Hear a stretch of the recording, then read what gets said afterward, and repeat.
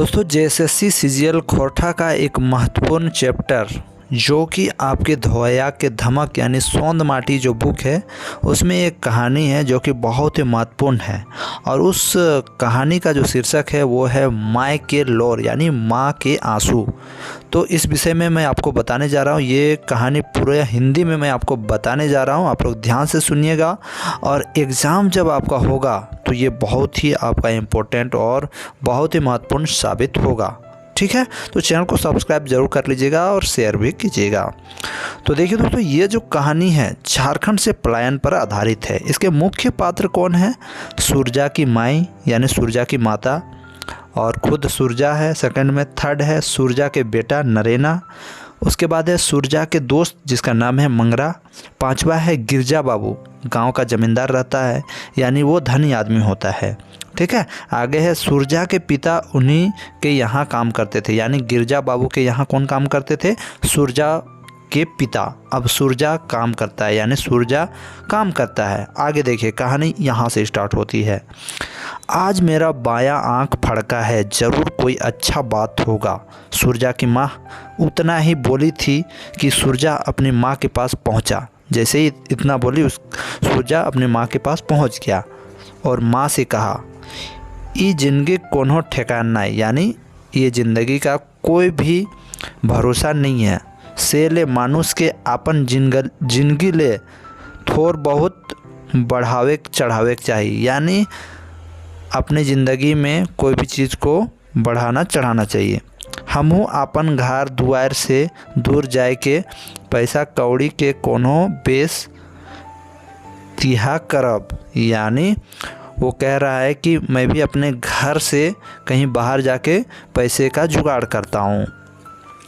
माँ ने कहा, हम तो पाकल आम नियर ही है, कखनी कौन बेरा ई दुनिया से टिंगर जबई सेल पका तो मत जो।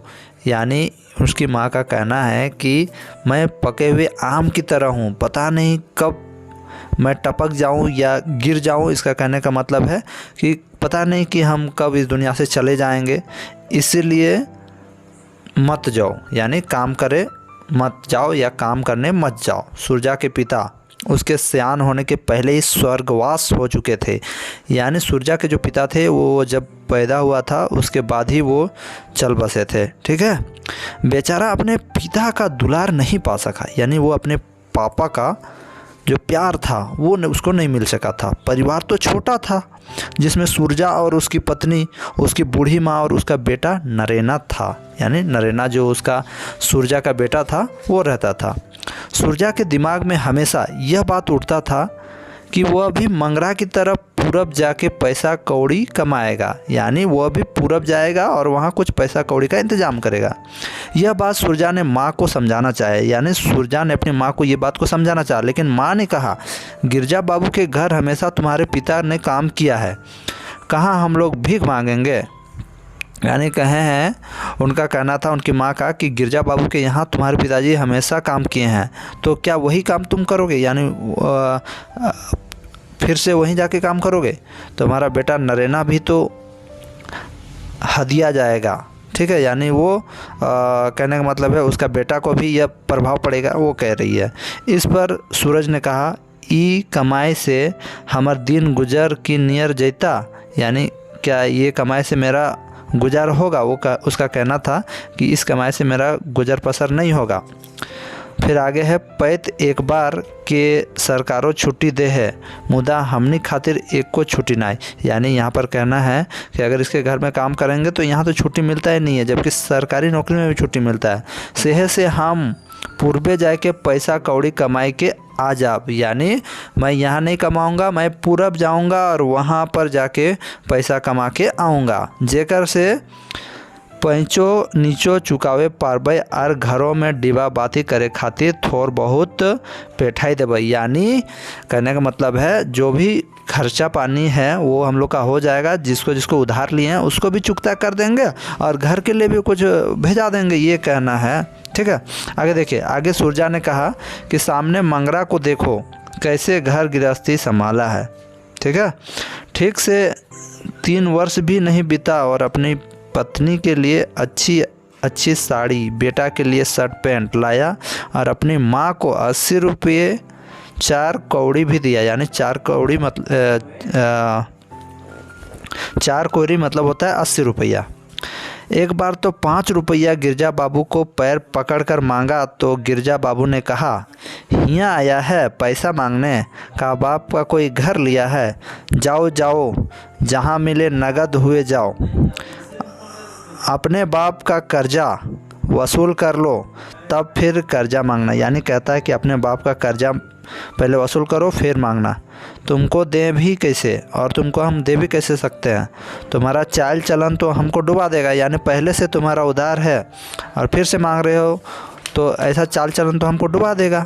ठीक है, आगे है, हाँ तो माए हमर एहे दोष रहे कि कमाई पर 5 गो रुपया नरेना के दवाई बीरो खातिर हाथ पसार लूँ। यानी जब वो पैसा कमा रहा था उस टाइम वो 5 रुपया नरेना के दवाई बीरो खातिर हाथ पसार लूँ। यानी 5 रुपया अपने नरेना के दवाई बीरो में लगा दिया। मगर इन यार हटपल की हमर करेजा पानी हो गेलक। यानी ऐसा इस प्रकार हो गया कि मतलब वो गुस्सा से बोलता है कि मेरा करेजा पानी हो गया। माँ यह बात सुनकर एकदम मिट्टी की सूरत या मूरत बन गई। सूरजा के जाए के बेरा हो गेल रहे। अब सूरजा जो था उसको जाने का टाइम हो गया था। 7 बजवा गाड़ी पकड़े रहे सही लेल माय ठिन आर बेसी गोठियाई नहीं पारला। यानी अब टाइम हो गया था उसका जाने के लिए, 7 बजे गाड़ी आने वाला था, उस गाड़ी को पकड़ने वाला था, इसलिए और ज़्यादा बात नहीं कर पाया। और नरेना समेत बासी भात और मुनगा के साग लेके दुयो बेकित मायक गोड़ के धैर अपन मुड़े राख मोटरी गठरी उठाए चल दिले। यानी जो बासी भात था उसको अपना माथा में रख के अपना माँ को पैर में मतलब कि चरण स्पर्श करके वो चल दिया। बेचारी सूरजा के बुढ़िया माए छाती पीटे लागले। यानी वो जब वो चला गया तो उसको दुख होने लगा। बेटवा नरेना रे आर लोर उनकर आँख से गिरते रहल। यानी वो काम करने चला जाता है और उनके आँखों में आंसू बहने लगते हैं। बस इतना ही कहानी है। 7 बजवा मतलब होता है 7 बजे वाला और ये द्विगु समास है। और हपटल मतलब होता है फटकारना। ठीक है, तो इस कहानी से आप क्या समझते हो फ्रेंड्स कि उसका पापा जो था, एक व्यक्ति जो था, क्या नाम था उसका नाम था जमींदार गिरजा बाबू के यहाँ काम करता था। यानी सूरजा का पापा। और वो उसको बहुत सारा उधारी था उसका पापा का और उसका भी उधारी था जिसको उसको चुकता करना था। और यहाँ काम करता तो वो ऐसे ही रह जाता जैसे पहले भीख मांगने जैसा काम करता। इसलिए वो घर से बाहर जाना चाहता है। उसका माँ कहती है कि बहुत सारे लड़के भी पैसा कमा रहे हैं और उन लोगों का उम्र भी तुमसे कम हुआ है। इसलिए वो ये सोच के पूरा काम करने चल जाता है। और बस इतना ही कहानी है। यानी वो घर से मतलब झारखंड से बाहर काम करने चला जाता है और यही कहानी इसमें लिखा हुआ है। और इसमें माँ के आंसुओं को दिखाया गया है कि किस तरह एक बेटा जब घर से बाहर काम करने जाता है तो उसकी माँ के आँख में कैसे आंसू आता है। तो फ्रेंड्स, इस कहानी को सुन के आपको कैसा फील हुआ ज़रूर कमेंट बॉक्स में कमेंट कीजिएगा। और यहाँ से जो भी प्रश्न बनेंगे आप एग्ज़ाम में ज़रूर उसको सॉल्व कर सकते हो। धन्यवाद।